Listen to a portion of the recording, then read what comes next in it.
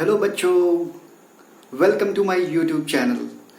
अब आज से हम क्लास 9th का सिलेबस स्टार्ट कर रहे हैं। आज हम अलजेब्रा का चैप्टर 1 दैट इज सेट्स को पढ़ने जा रहे हैं। Okay, so we are going to start with the first chapter of algebra called as sets. तो सेट्स के बारे में बहुत ही अच्छी जानकारी हम आज लेने वाले हैं। इस वीडियो में हम पहले बेसिक चीजें जान लेंगे सेट्स के बारे में और फिर इसके बाद हम फर्स्ट एक्सरसाइज सॉल्व करने वाले हैं। तो चलिए हमारी जर्नी स्टार्ट करते हैं फर्स्ट कॉन्सेप्ट की तरफ। पहले तो समझते हैं कि सेट्स होता क्या है। तो फर्स्ट चीज जो हम करने वाले हैं वो है समझने की कोशिश करेंगे सेट्स होता क्या है। मतलब हम डिफाइन करेंगे सेट को कि सेट होता क्या है। चलिए सोचते हैं हम कि हमने कोई कलेक्शन करने वाले हैं। कलेक्शन, अब इस कलेक्शन में मान लीजिए ये मैं यहाँ पर कलेक्ट करने वाला हूँ चीजें बहुत सारी। तो ये मेरा ये मैंने कोई चीज निकाली है। मान लीजिए ये कोई पेंसिल है, ओके, और ये मैंने इसके अंदर इरेजर रख दिया है। मैंने इसके अंदर मेरा एक पेन भी रख दिया है। ये मान लीजिए मेरा ऐसा कुछ कोई पेन है, ठीक है। देन इसके अंदर मेरे मान लीजिए मेरा मोबाइल भी रखा हुआ है। मैंने मोबाइल भी रख दिया इसके अंदर, ओके। और इसके अंदर मैंने कोई और एक चीज जैसे ये मेरा मार्कर जो है या फिर इंक की बोतल रख दी है मैंने। इसके अंदर क्या रख दिए? इंक की बोतल। ये लग नहीं रही है बट इमेजिन करिए कि इंक की बोतल है। अब आप ध्यान दीजिए, ये है मेरी पेंसिल, ओके। ये जो है वो है इरेजर है। ये है मोबाइल, ओके। ये है पेन और ये है इंक की बॉटल, ओके। अब अगर मैं किसी से पूछूं कि ये क्या है तो बोलेगा कि बहुत सारी चीजें को हमने कलेक्ट कर दिया है ना, कलेक्ट कर दिए हैं। लेकिन क्या कोई इसको हम नाम दे सकते हैं? जैसे नाम दे देंगे तो वो पक्का बता पाएगा कि इस सेट के अंदर क्या है, ऐसा कोई नाम दे पाएंगे? जैसे मैं आपको एक और एग्जांपल सुझाता हूँ कि जैसे ये एक बॉक्स है और इस बॉक्स के अंदर मैंने चॉक्स रखे हुए, बहुत सारे चॉक्स रखे हुए। ये भी चॉक्स है, 2 3 4 5 6 7 ऐसे बहुत सारे चॉक्स रखे हुए। चॉक्स है।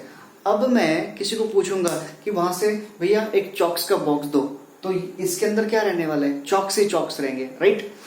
वैसे ये जो सेट है, ये जो कलेक्शन है, इसको मैं क्या बोलूंगा? भैया क्या दीजिए या इसके अंदर क्या है, तो नहीं बता पाएंगे।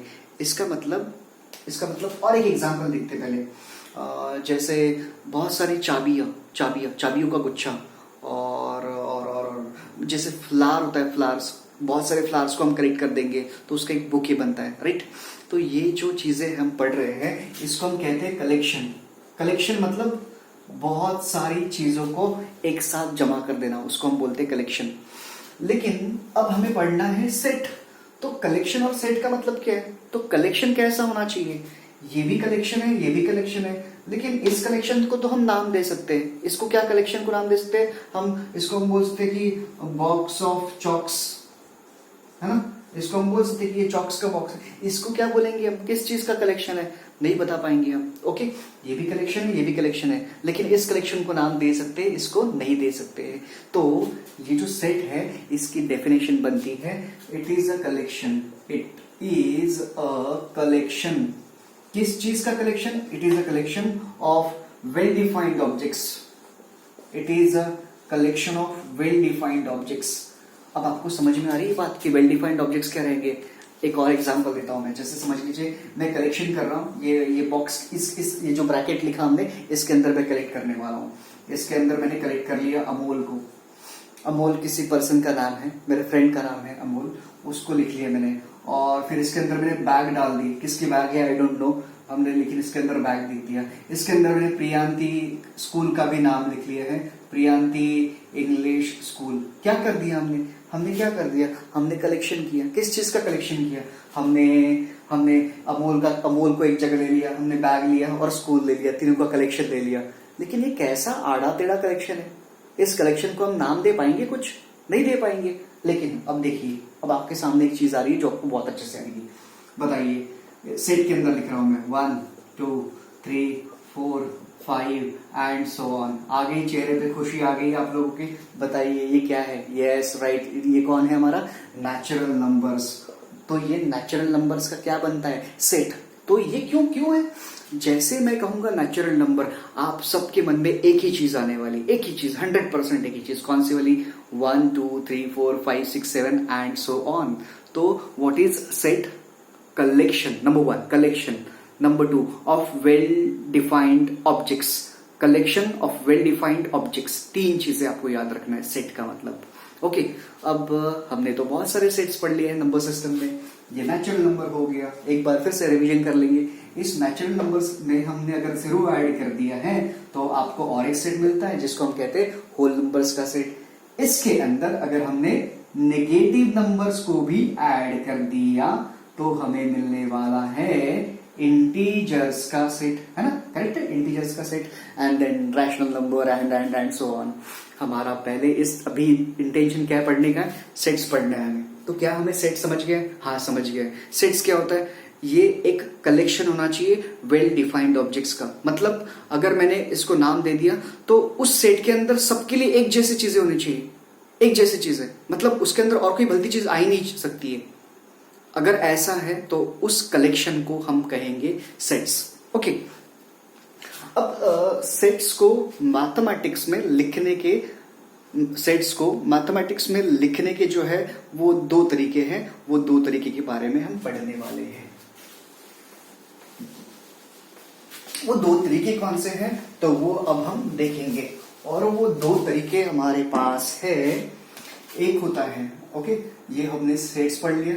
And there are 2 distinct ways of writing sets, 2 distinct methods of writing set. 2 distinct methods है राइटिंग सेट के। फर्स्ट मेथड जो है इसको बोलते हैं listing method, listing method, okay. और दूसरा जो है उसको बोलते हैं set builder method, set builder method. इनके और भी नाम है, जैसे लिस्टिंग मेथड को हम दूसरा नाम देते हैं रोस्टर मेथड, और इसका भी दूसरा नाम है, इसका दूसरा नाम है रूल मेथड, इसी का दूसरा नाम है रूल मेथड।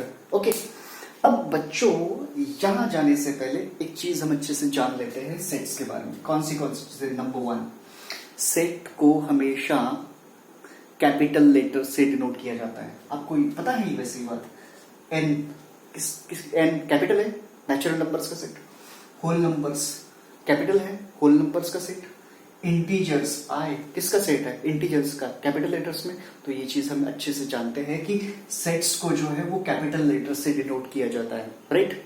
दूसरी चीज ये कि सेट को जब आप लिखेंगे तो हमेशा कर्ली ब्रैकेट के अंदर ही लिखना है। ये भी चीज हम जानते हैं क्योंकि हमने बहुत सारे सेट्स पढ़ लिए नंबर सिस्टम के अंदर। तो सेट को हमेशा कर्ली ब्रैकेट के अंदर लिखा जाएगा। अब यहाँ पर आपको चीजें समझना है कि कौन सी याद रखेंगे। पहला, सेट हमेशा कैपिटल लेटर से डिनोट होगा। नाम कौन सा देंगे, capital A, capital B, capital C से लेकर कैपिटल जेड तक। आप कोई भी नाम दे सकते, कोई भी नाम दे सकते। दूसरी चीज, सेट हमेशा कैपिटल लेटर्स में लिखा जाएगा। तीसरी चीज, सेट के अंदर जो भी रहता है उसको हम कहते हैं एलिमेंट्स। क्या कहेंगे उसको हम, एलिमेंट्स। तो पहली चीज, नंबर 1, कैपिटल लेटर्स में उसका नाम लिखा जाएगा, कैपिटल लेटर्स में। दूसरी चीज कौन सी है कि इसको कर्ली ब्रैकेट्स में लिखा जाएगा, कर्ली ब्रैकेट्स में लिखा जाएगा।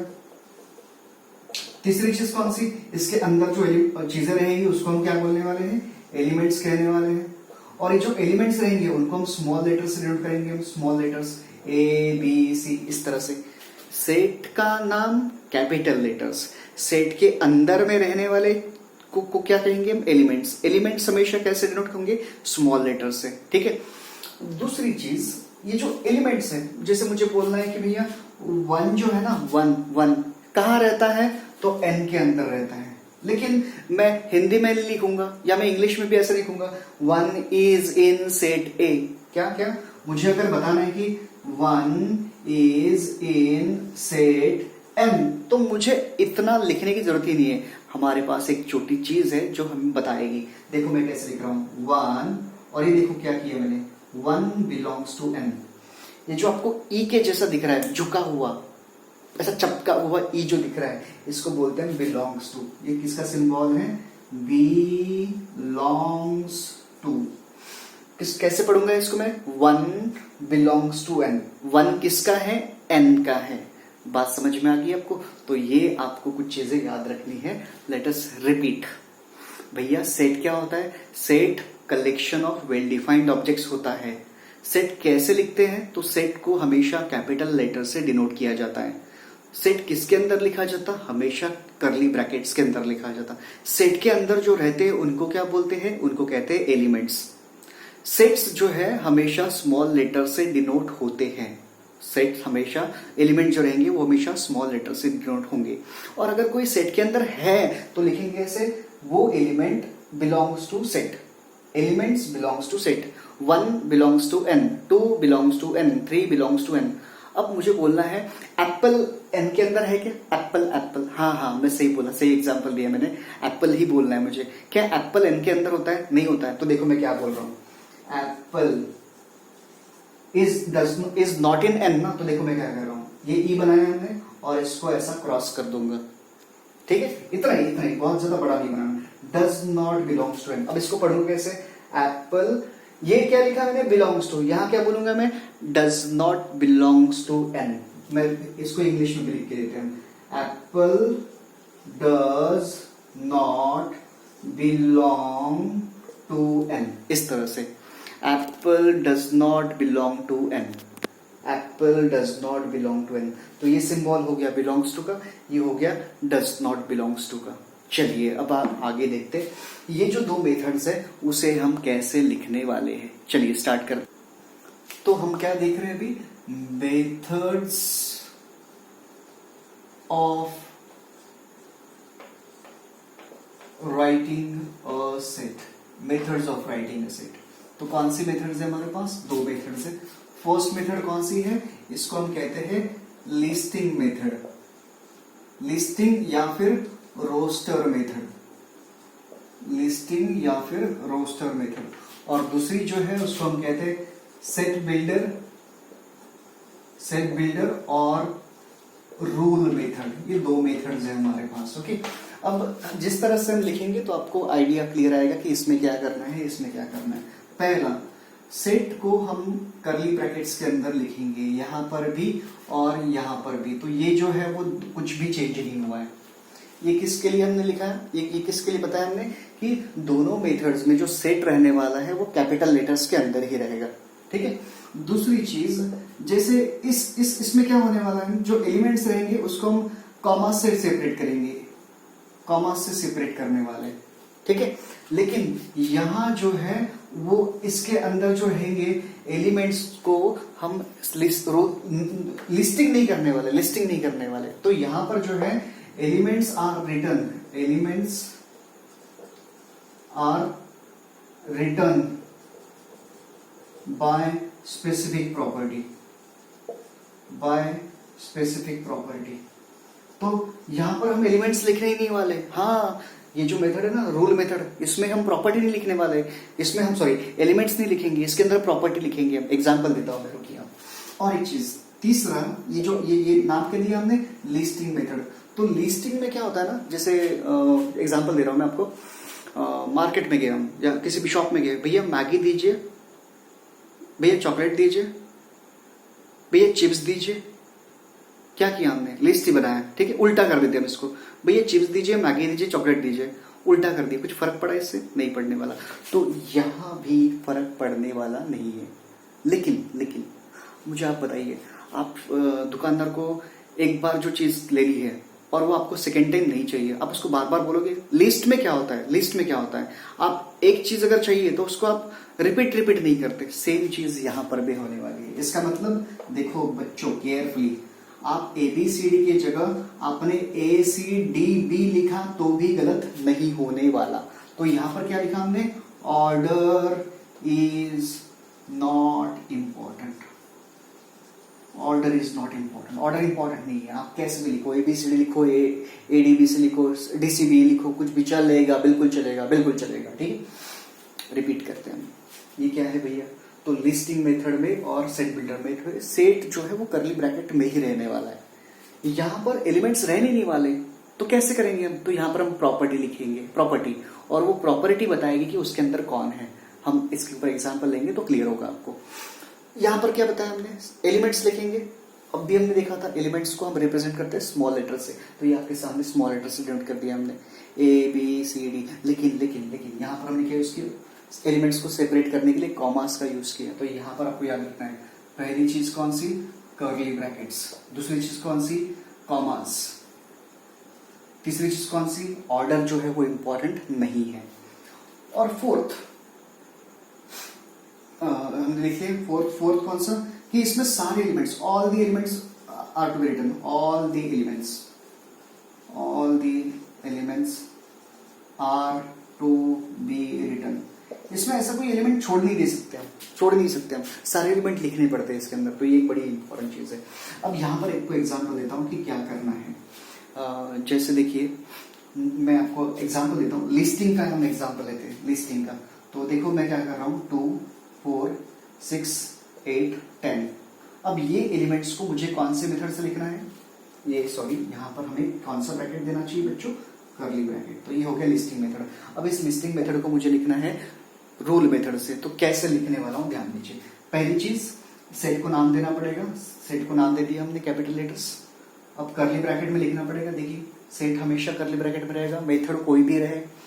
अब इसके अंदर क्या करने वाले हैं हम, मैंने क्या कहा आपको कि एलिमेंट्स नहीं लिखने वाले, तो फिर क्या करेंगे हम, प्रॉपर्टी लिखेंगे। तो देखो आप कैसे प्रॉपर्टी लिख रहे हैं, A is a set of all x such that x is an even number less than 11। बताइए ऐसे इवन नंबर जो 11 से छोटे हैं कौन कौन है। इवन नंबर किसको कहते हैं हम, numbers which are divisible by 2, उनको हम कहते हैं इवन नंबर्स। तो सबसे पहला 2, फिर उसके बाद 4 6 8 10 12 आएगा क्या, नहीं आएगा। क्यों, क्योंकि हमने क्या कहा है, x कैसा होना चाहिए, लेस देन 11 होना चाहिए। तो 11 से छोटे आपके पास नंबर्स कौन से हैं, 2 4 6 8 10। तो ये तो बहुत ही कमाल है, बहुत ही बड़ा कमाल है। कैसे, जिसमें हम एलिमेंट्स लिखने वाले हैं उसको बोलेंगे लिस्टिंग मेथड, जिसमें हम रूल लिखेंगे, जिसमें हम प्रॉपर्टी लिखेंगे उसको हम कहेंगे सेट बिल्डर मेथड या फिर रूल मेथड। आई होप आपको ये चीज काफी अच्छी क्लियर हो चुकी है। ओके, तो इसके बाद जो नेक्स्ट वीडियो आएगा उस वीडियो में हम एक्सरसाइज सॉल्व करेंगे, और वो है आपका फर्स्ट एक्सरसाइज 9th क्लास का, दैट इज एक्सरसाइज 1.1। तो चलिए हम नेक्स्ट वीडियो में मिलते हैं। Thank you for watching my video.